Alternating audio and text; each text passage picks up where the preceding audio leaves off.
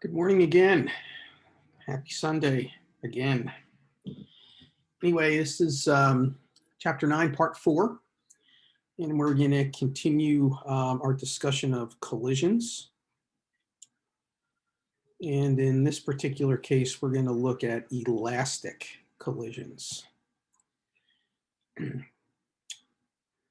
We looked at inelastic collisions in the last discussion, and in particular, we looked at completely inelastic collision. And there's several problems that deal with those. Don't recall exactly what you did in the lab, but if you did, or at least saw the ballistic pendulum, that's another example of a completely inelastic collision. So let's look at elastic collisions. And so what we have here then is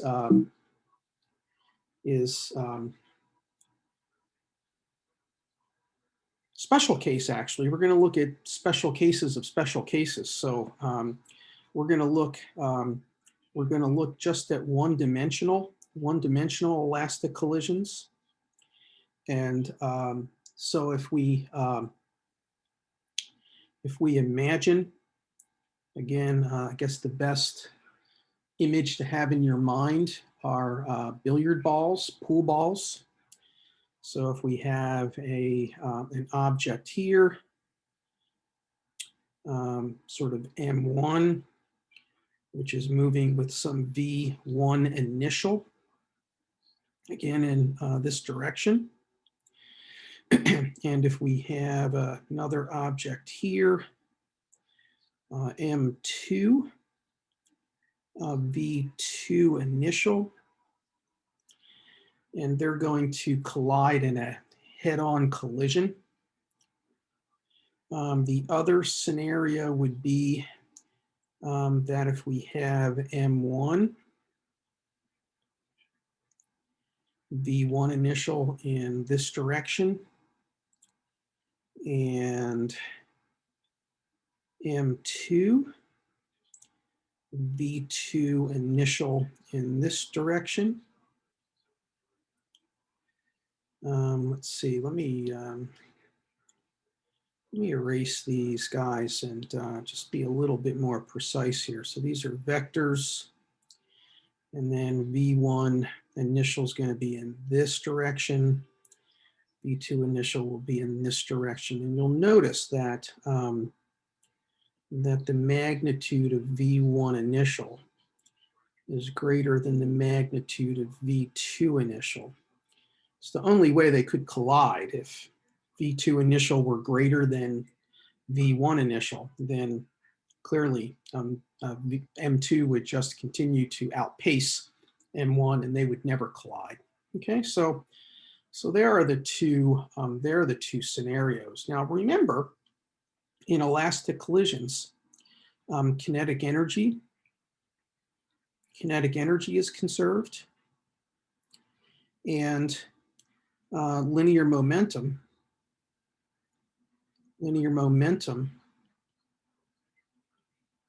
is conserved during the collision.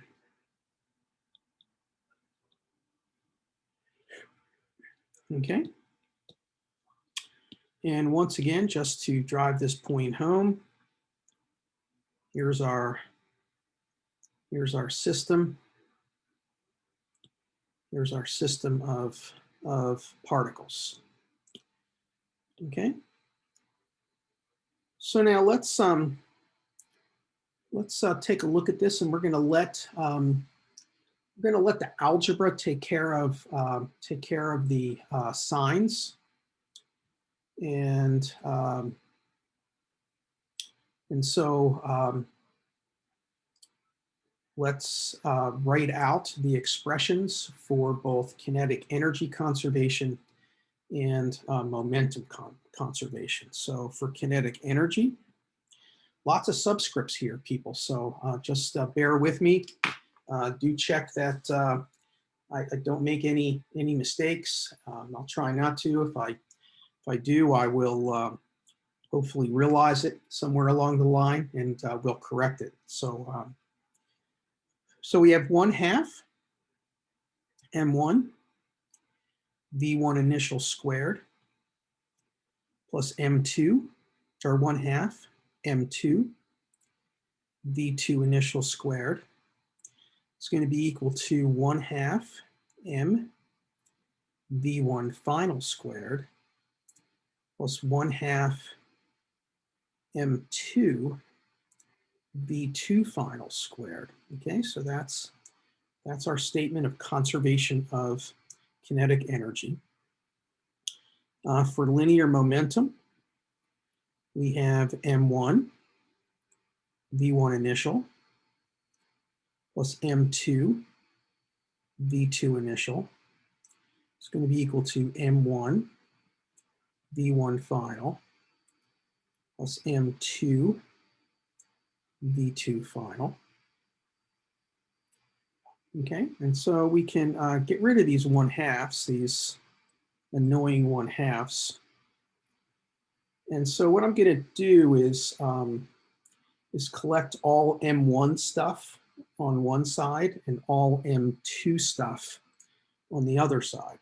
Okay, so so when we do that, we're going to get the following. So we're going to have m1 v1 initial squared minus m1 v1 final squared, bringing that to the other side. And then we're going to have m2 v2 final squared minus m2 v2 initial squared. I'm going to factor out the m's here. So this is going to be then m1 v1 initial squared minus v1 final squared. Factoring out the m2, it's going to be v2 final squared minus v2 initial squared. Now you'll hopefully recognize that these velocity squared pieces in the parentheses are actually the difference of two squares. So we can actually factor them. And so if we have m1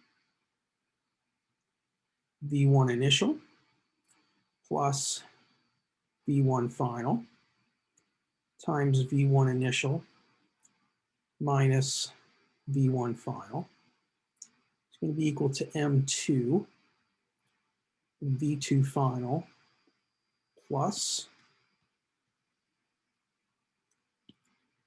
so there's a v2 final plus v2 initial times v2 final minus v2 initial.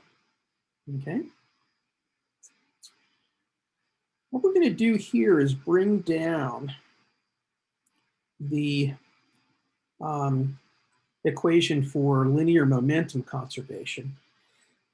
And again, I'm going to collect m1s and m2s on the same side of the equation. So this is going to be m1 v1 initial minus m1 v1 final.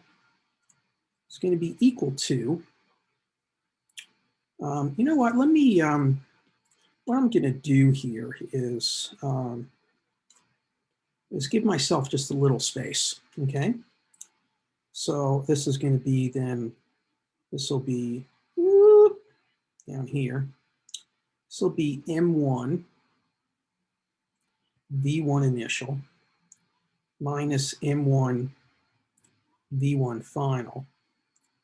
It's going to be equal to m2 v2 final minus m2 v2 initial.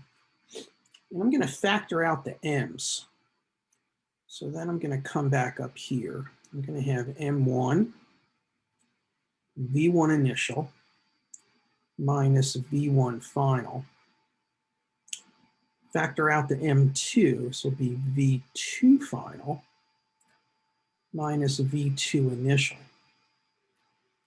And then what I'm going to do is I'm going to divide this equation by this equation, okay? And then the M1s go, so the masses vanish. And then this expression will cancel with that expression. This one with this. And so then what I'm left with then is I'm left with V1 initial plus V1 final is equal to V2 final minus V2 initial. Okay, now that seems to perhaps not help us much, but we can use these now for making some substitutions. Now, I'm not going to do all that algebra here for you. As a matter of fact, I'm going to give you hopefully the bottom line. So anyway, let me pull that up on my computer here, if I can find it. If not, I will end this module here and then pick it up. So I should be able to pull up my PDF, which I've opened here. So let me see if I could do that. So crapola, let's see here. And there we go. There we go. There we go. So what's going to happen here then is I can let me just skeletalize this for you, and then I'll upload the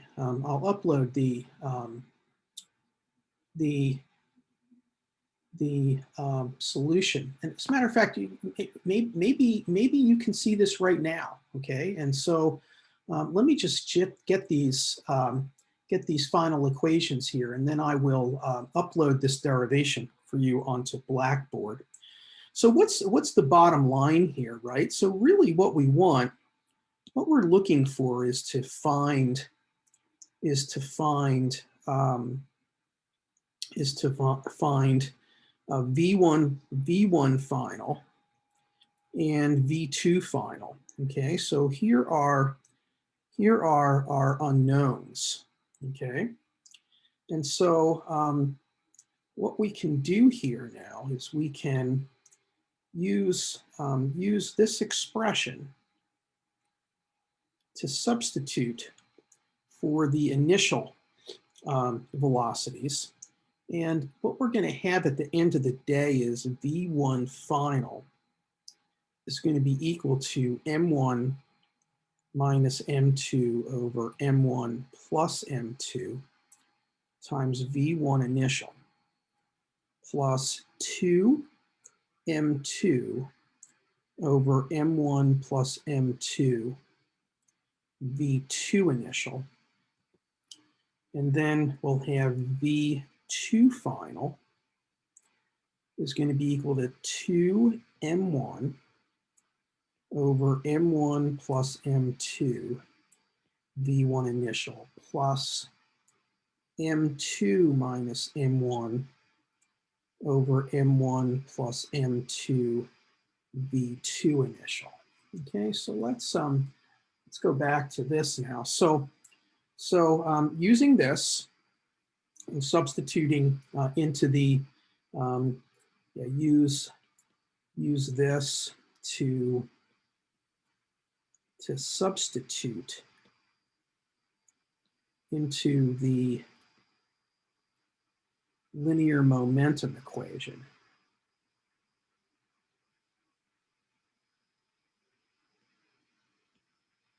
we get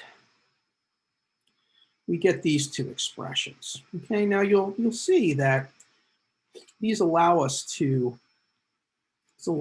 calculate the final speeds, right, in terms of both initial speeds. So if we know initial speed for 1 and initial speed for 2, we can find out what their final speeds are using these two equations. Okay. Well, now we want to look at the special case. All right. So we want to look at some special cases. And so the special case is for M2 being stationary. M2 being stationary. That is, V2 initial is equal to 0. Okay? So when that happens, then this term and this term go to 0. And that we get then is V1 final is equal to M1 minus M2 over M1 plus M2, V1 initial, and V2 final is going to be equal to 2M1 over M1 plus M2, V1 initial. Okay? So that simplifies those rather complex examples above. So we're going to look now, we're going to look at three special cases of that scenario. All right, so one is we're going to look at M1 going into M2 again, which is 0 initially, when M1 is equal to M2. We're going to look at the special case where M1 is going to be going into M2. And again, where M2 is initially at rest, where M1 is much, much less than M2. And then the third special case is where we're going to look at M1 colliding with M2, again, where M2 is initially at rest. And in this particular case, where M1 is much, much greater than M2. Okay, so they're going to be the three special cases. Now you got to keep in mind that we've got, you know, the special cases of the special case of the special case, right? So we looked at just one-dimensional head-on collisions. We're looking at where the case where M2 is initially at rest. And then we're going to look at three special cases where the relationships between M1 and M2 are as I've highlighted here. Okay. So let's look at now when M1 is equal to M2. All right. So when M1 is equal to M2, then V1 final is going to be equal to M1 minus M2 over M1 plus M2 times V1 initial. And now for M1 equal to M2, we see that the numerator is 0. And then that V1 final then is going to be equal to 0. V2 final, which is 2M1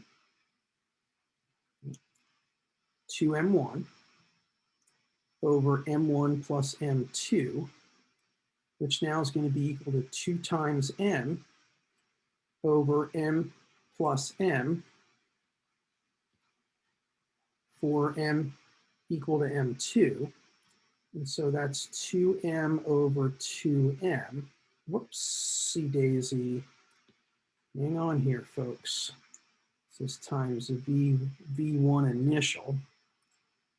V1 initial. This is times V1 initial.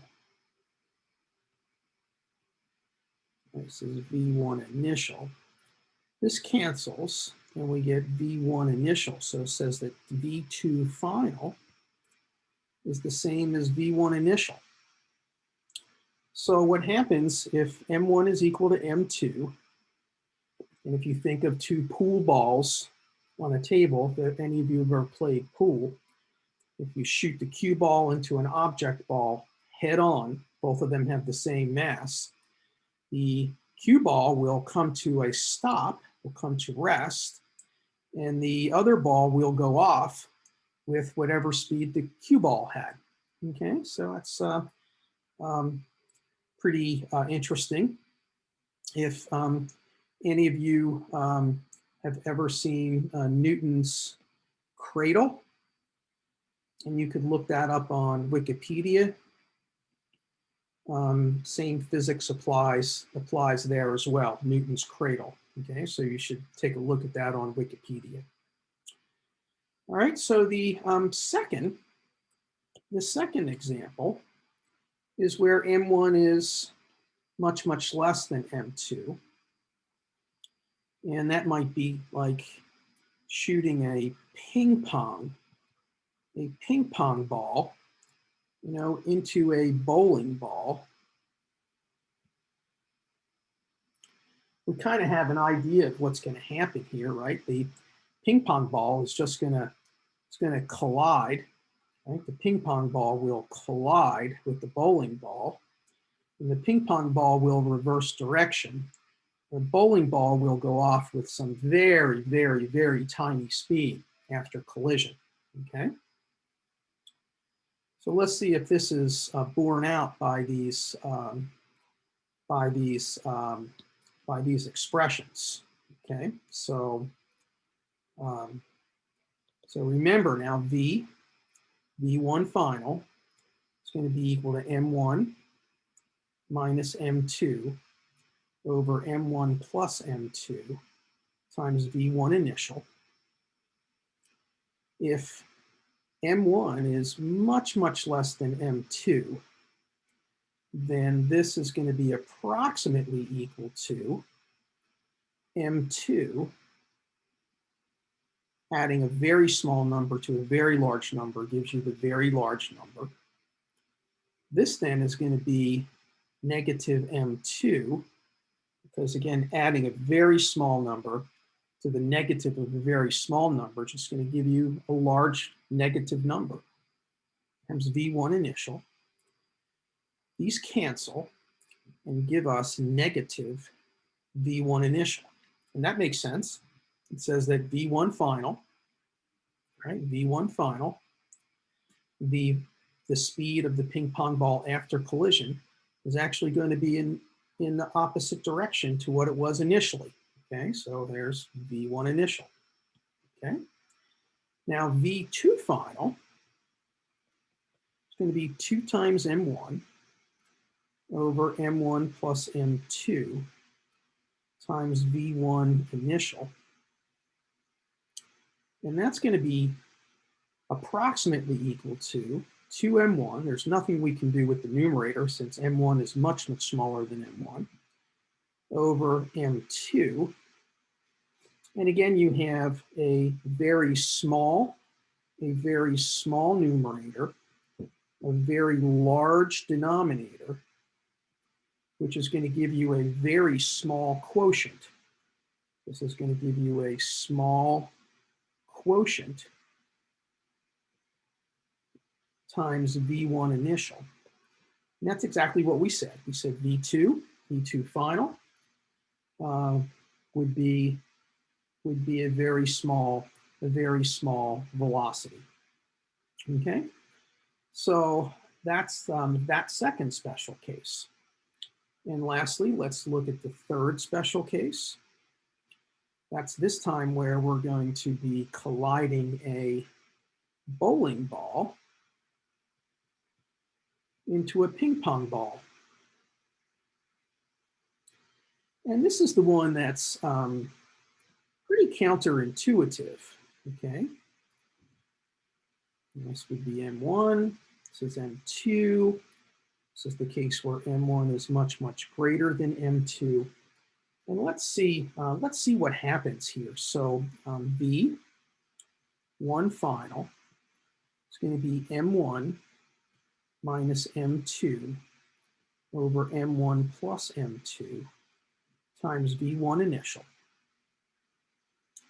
Again now, M2 is very small compared to M1. This is going to be M1 over M1 times V1 initial, which is going to be V1 initial. Now, that doesn't surprise us. You can very well imagine that a ping pong ball is not going to have much effect on a bowling ball. If I fire a bowling ball into a ping pong ball, right, it's not going to be affected very much. And so it's going to go off. It's going to go off with a final speed approximately equal to its initial speed. Okay. But let's see what happens to the ping pong ball. V2 final is 2M1 over M1 plus M2, V1 initial. Can't do much with the denominator again, but M plus M1 is much, much bigger than M2.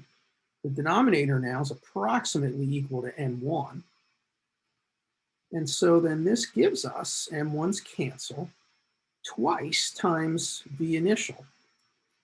And that's pretty non-intuitive, right? Because one would think that this bowling ball would come along, strike the ping pong ball and just carry it with it, right? Just keep on pushing it along in front of it. But that's not what happens. So the ping pong ball actually goes off with twice the speed that the bowling ball had initially, okay? And that has lots of sports ramifications. As a matter of fact, I'm not a big golfer, but I've got the Masters on in the background. So it's got some sports consequences. And I want you to think about those. But this is actually rather interesting. And it lets you know that the speed of the golf ball coming off, say, a driver, for instance, is going to be approximately twice the speed of the driver speed when it hits the golf ball, again, assuming an elastic collision. So it's all about getting maximum speed of the driver. And so for those of you who are golfers, you work on your form and some golf club tactics to be able to, especially on the drive, be able to get that driver at maximum speed before it strikes the golf ball. All right, very good. So this is going to end. Elastic collisions. We will actually omit sections 9-8 and 9-9, so that this actually signals the end of chapter 9. So I will send you an email later today about how we're going to do exam number 3, which will incorporate chapters 7, 8, and 9. Okay, so we'll think about how we're going to do that. I will certainly think about how to best position you for success. Okay, so you guys have a wonderful Sunday, and look forward to some modules on chapter 10 coming up next. All right, folks. All right, take care. Have a good day. All right, bye.